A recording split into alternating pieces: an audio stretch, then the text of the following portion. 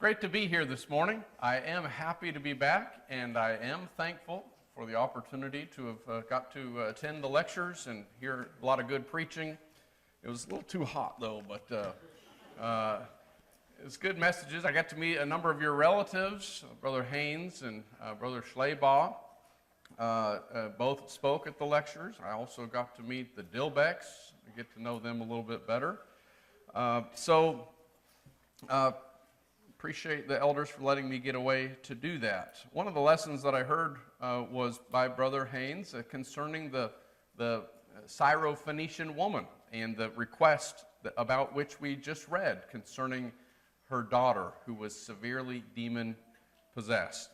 And I guess you could say it inspired me, so I wanted to incorporate it into our message today. But we're grateful for our guests this morning and our members, but especially our guests. Thankful that you're here to worship with us, and encourage you to take a Bible if you've not yet done so, and be turning over to Matthew 15. And we're going to actually look at Matthew chapter 15 in addition to Luke chapter 7. But we're going to look at this question about faith and whether or not your faith, if you were to classify it, would be considered great faith. Now, it's one thing to have faith, but I don't want to just have faith. I would love for the Lord to look down upon me, kind of like he did Job, and say, have you considered the faith of my servant Ross? I don't see that happening anytime soon. But that's where the bar is, and I think that that's, for all of us, something that we should desire. How would you characterize great faith or differentiate it from just regular old run-of-the-mill faith? You know, there are instances of Jesus' characterization of people's faith, at which point he says, I marveled at their faith. And that can be good or bad, because when he went to his hometown and he could do no sign there because of their unbelief, it says that he marveled at their unbelief.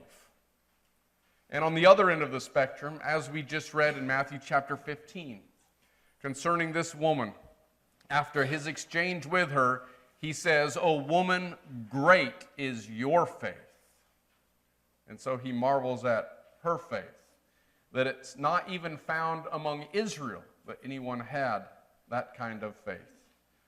So we're going to compare these two accounts, put them together, and try to figure out what it was about each of these two cases that caused the Lord to consider it as being so great. Actually, I said Matthew 15. Let's start in Luke, though. Let's hold our place with our marker or a piece of paper at Matthew 15 and turn over to Luke chapter 7.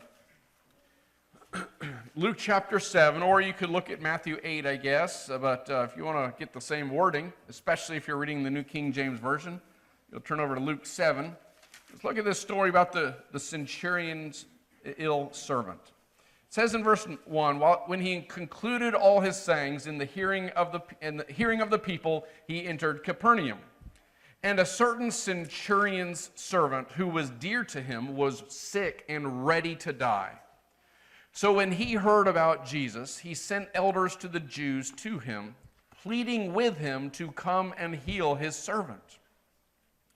And when they came to Jesus, they begged him earnestly, saying that the one for whom he should do this was deserving, for he loves our nation and has built us a synagogue.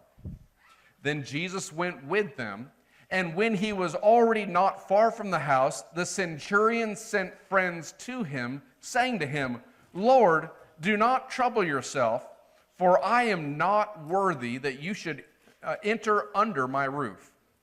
Therefore, I did not even think myself worthy to come to you. But say the word, and my servant will be healed. For I also am a man placed under authority, having soldiers under me. And I say to one, go, and he goes, and to another, come, and he comes. And my servant, do this, and he does it.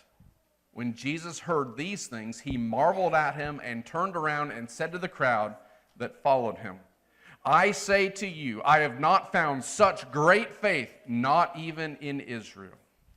And those who were sent, returning to the house, found the servant well who had been sick.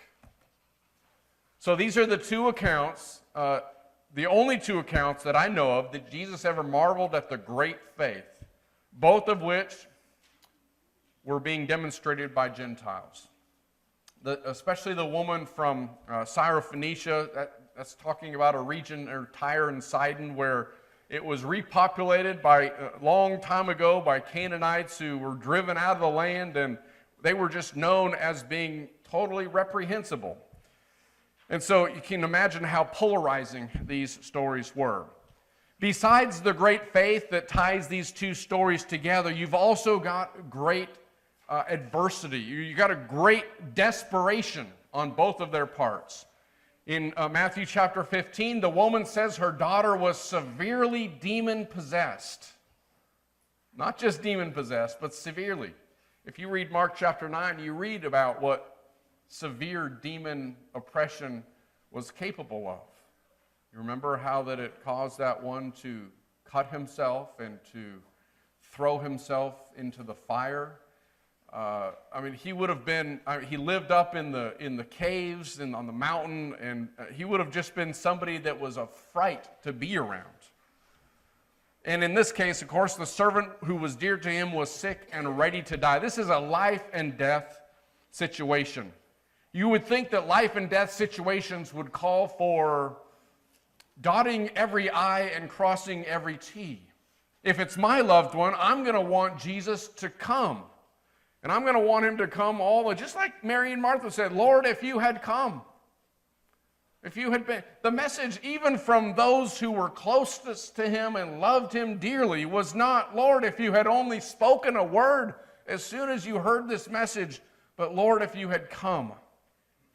This man, because of his humility, I guess we'll begin there with what is the first characteristic about that shows great faith is the humility of both of these individuals.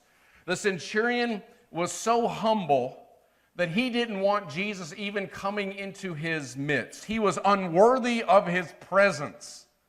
Think about what a contrast that is to Simon. You remember Simon the Pharisee, to whom Jesus said, Simon, I came into your house, and you didn't even greet me. You didn't even wash my feet. You didn't even do any of these things. Yet this woman over here is washing my feet with her tears and her hair. So this man, he's kind of like Peter in Luke chapter 5 with the great catch of fish. Lord, depart from me. I am a sinful man. That's humility. And it's a sign of great faith. Because humility is the way that our relationship to Jesus will begin. Because we can't begin a relationship with Jesus until we are humble, broken, until we see our desperation, our great need. Because it is those who are sick to whom Jesus came. Because those who are well have no need of a physician. So we need to be broken, spirited people. Of course, the woman who had a daughter who was severely demon-possessed was also herself very humble. You can imagine the need for humility when you're being spoken to like that, when you're being referred to as a dog, which causes us great pause, and we wonder about that.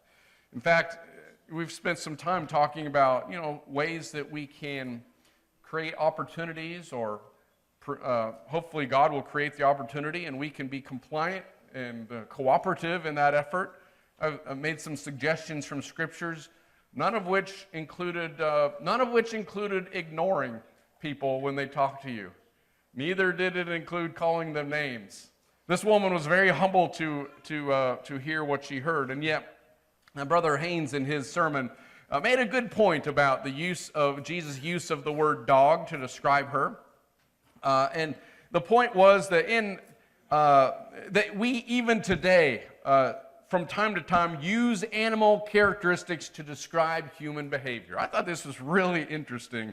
Next time you get real bent out of shape about not good to take this and give it to the dogs, consider that point. Again, it's often pointed out that the word used there for dog wasn't like the scavenger dog that would roam the streets, but would be more of a domesticated dog. But still, even if that doesn't sit right, a dog's a dog, consider this.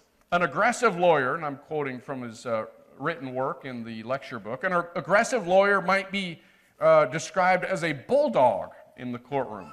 Someone who has a string of good luck is called a lucky dog. And when someone over 50 cannot figure out how to use the camera on their cell phone, we say you can't teach an old dog new tricks.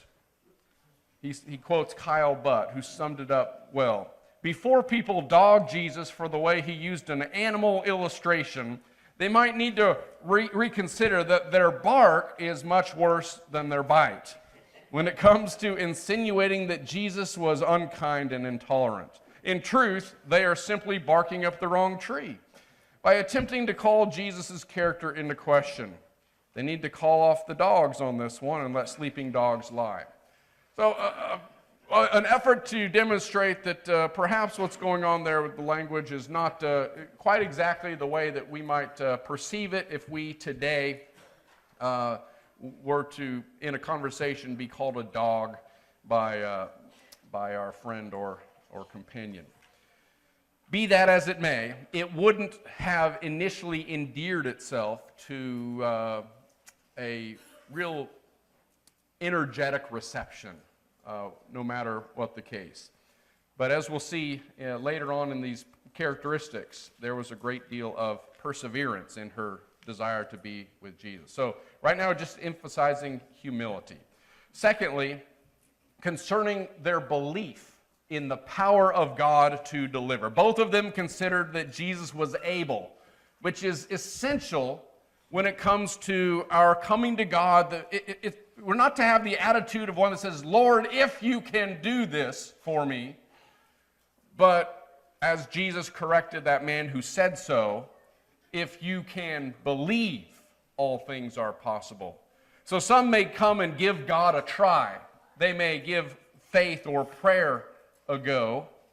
But with Jesus, it's all about believing in the power of God to deliver a man from his sin or his malady. In Hebrews chapter 11, verse 6, it says, without faith it is impossible to please God. You have to not only believe that he is, but also that he is a rewarder of those who diligently seek him. So we have to believe in God's power to be able to deliver. Of course, the Canaanite woman revealed her great faith by intimating that the miracle that she was requesting would be to Jesus nothing but a crumb falling from the table. And the centurion as well. Both of them speak of this as no big deal. This is not something you're going to have to pull out all the stops. And, it's not like, well, this kind comes only out by, following all these special techniques and rules. When it's Jesus, there's no such thing as having to go through the whole gamut of procedural steps. And when you have the authority of Jesus, you can speak a word from a distance, and the centurion understood that. When you have the authority of Jesus and he desires to help you, it's as a crumb to him. It's as nothing. Well, what about you in your prayer life? When you don't seem to get the answer that you're looking for, when you, like the woman, maybe feel a little ignored, or when God's people seem to be a little exclusive, and you don't seem like there's maybe a lot of love, or whatever the case might be. Remember, the disciples came and urged him, saying, send her away, for she cries out after us. When God isn't seeming to answer, or when his people don't seem to be there for you, it's then that you find out if you have great faith. Because that wasn't going to be a deterrent to this woman.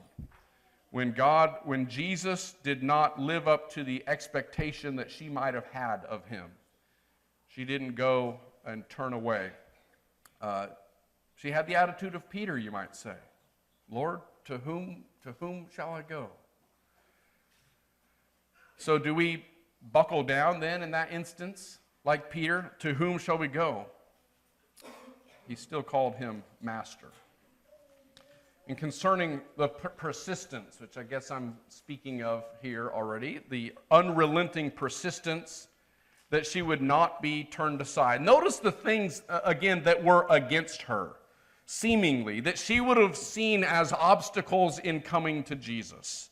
Not only the fact that she is calling out to him and urging him, and it says that he answered her not a word. Verse 23, he answered her not a word. She would have felt ignored. She would have felt excluded. And then in verse 24, she would have felt excluded. And verse 26 as well.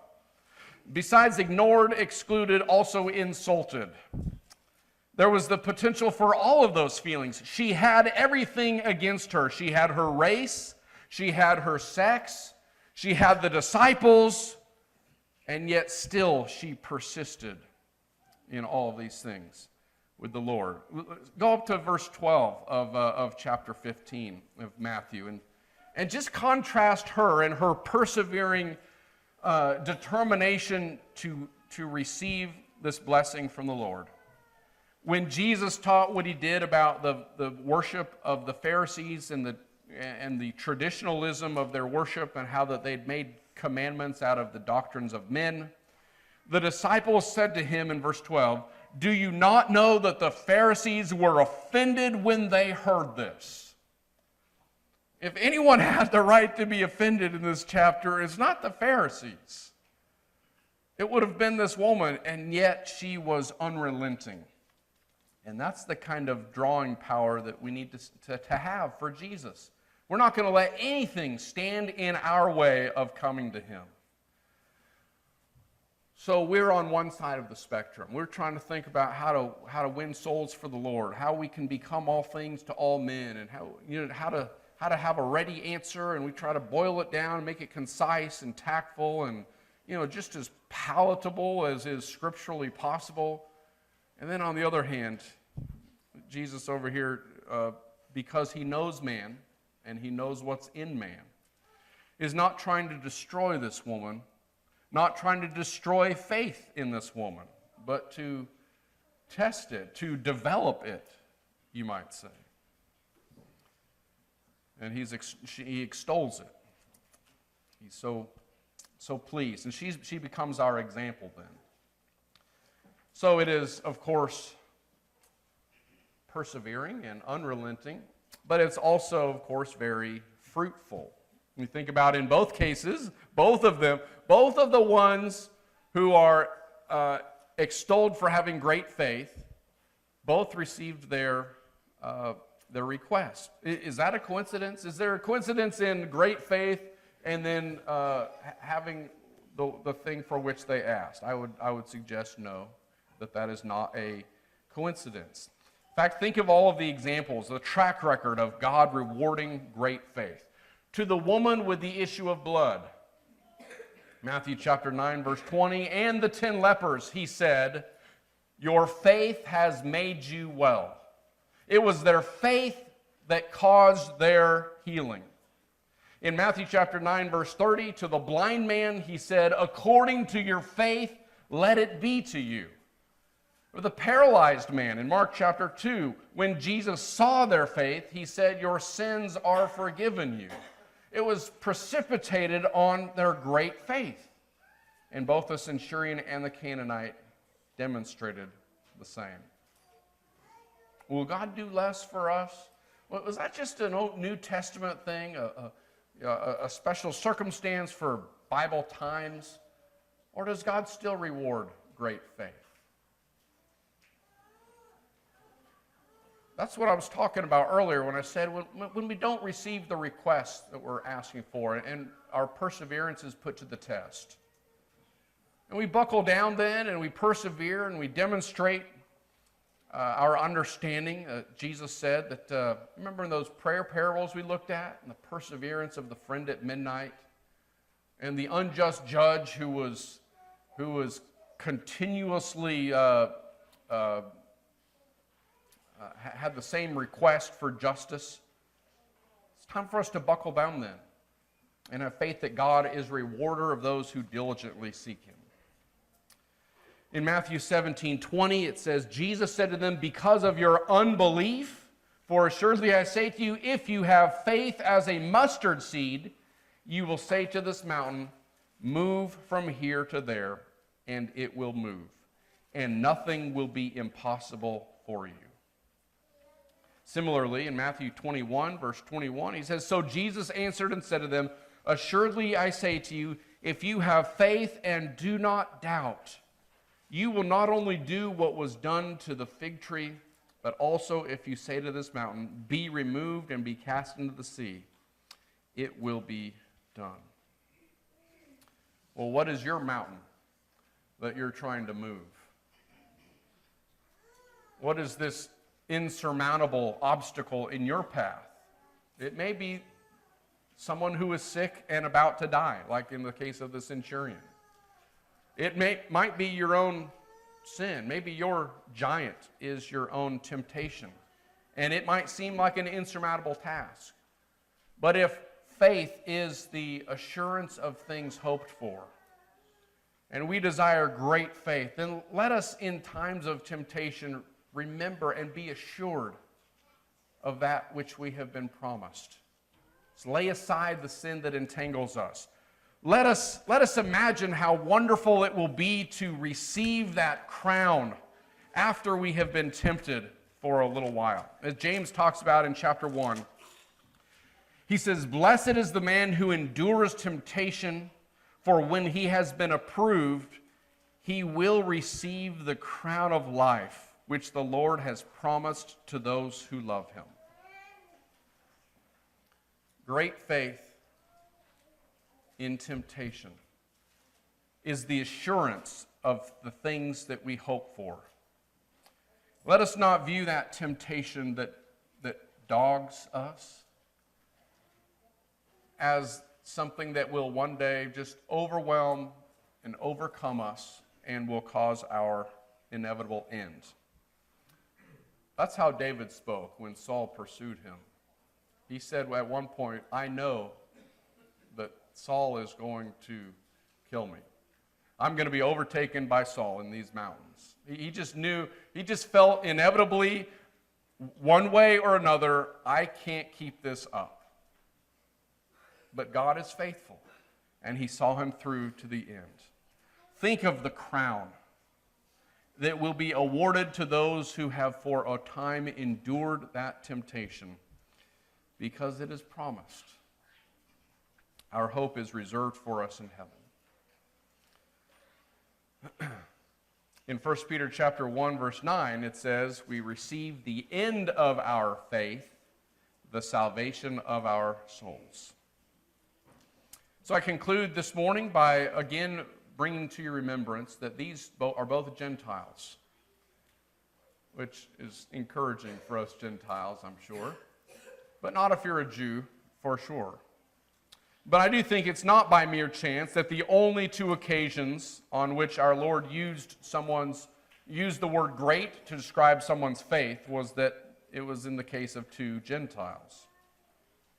So my question for you today is, where will we find great faith today? Where should we find great faith? If you were an Israelite in those days, you would have thought of God's people as the Jews and not the Gentiles. Even as Paul says in Ephesians, they were not a people. You had no hope, no covenant. God's people were the Jews. But where was the great faith? Where would you find great faith today? Would you not think that it would be among the Lord's people, in the churches? And yet there are times in which even the world calls us out a little bit, don't they? There are times at which you fear that God might, please Lord, do not use them to preach to me at the end, because they seem to be demonstrating a lot more faith than I do for whatever reason. And Jesus spoke about that sort of thing. He said, in the end, these people are going to rise up in judgment. I'm talking about a football player that is so loyal to the game and the hope of prospect of coming into the NFL that he chose to play in his final bowl game rather than being present at the birth of his first child. May he not rise up in judgment at the end. He's quoted as saying, "There's no doubt that I love this game." You might, on the other hand, say there is some doubt that you love your wife or you love your child. We think about the dedication that the world demonstrates. May it be that great faith is found among God's people because of the great love and faithfulness that he has shown to us. So by way of invitation, I just want to remind you that in addition to all of these characteristics, great faith also obeys. You might have seen that coming. James chapter 2 talks about the need for obedient faith, and I've not copied the whole section. I just wanted to show you the conclusions that James drew, and you can go back and read the arguments that he makes. But the conclusions that he drew was that it's no profit if someone says he has faith but does not have works. Can faith save him? He concludes faith by itself, if it does not have works, is dead. And then again, you see then that a man is justified by works and not by faith alone. So we cannot say that we have great faith unless that faith is an active, obedient faith. This is an opportunity for you to, because of your faith in the Lord, be motivated, compelled to obedience to his gospel, the only message of salvation that will save us from our sins. If you believe in him, that he's the Son of God, and you're ready to turn from your sins and confess him before men and be buried in baptism for the forgiveness of sins, we would rejoice with you and pray that that would be your decision. Whatever we can do to help you, please come forward now while we stand and sing.